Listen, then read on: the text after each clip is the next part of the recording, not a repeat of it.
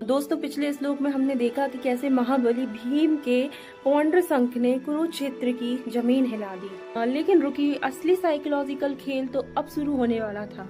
क्या आपको पता है, इसके तुरंत बाद ही एक ऐसा शंख बजा कि कुरुक्षेत्र में कौरवों को ही नहीं बल्कि मीलों दूर हस्तिनापुर के धृतराष्ट्र के भी सपने चकनाचूर हो गए। श्रीमद् भगवत गीता के पहले अध्याय के 16वें श्लोक की एक ऐसी डिबेट करेंगे जिसमें संजय ने धृतराष्ट्र के मुंह पर एक ऐसा सच बोल दिया जिसे वो कभी सुनना पसंद नहीं करते थे। अर्थात कुंती पुत्र राजा युधिष्ठिर अनंत विजय नामक शंख बजाया और सहदेव ने मणिपुष्पक नामक शंख बजाया। अब यहाँ सबसे बड़ी डिबेट शुरू होती है। संजय धृतराष्ट्र को अपने युद्ध का हाल सुना रहे हैं। धृतराष्ट्र जो खुद अपनी हस्तिनापुर की गद्दी पर बैठे हैं, वो अपने बेटे दुर्योधन को भविष्य का राजा मानते हैं। लेकिन संजय ने इस श्लोक में राजा युधिष्ठिर को क्या कहा? राजा कुंती पुत्रो युधिष्ठिरा, यानी कुंती के पुत्र राजा युधिष्ठिर। युद्ध तो अभी शुरू भी नहीं हुआ था, फिर राजा युधिष्ठिर कैसे राजा बन गए?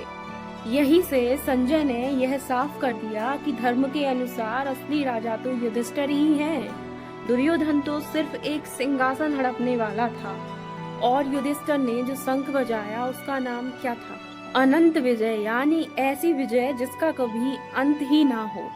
यह युद्ध बता रहा था कि इस युद्ध की जीत सिर्फ युद्ध तक ही नहीं बल्कि अनंत काल तक याद रखी जाएगी।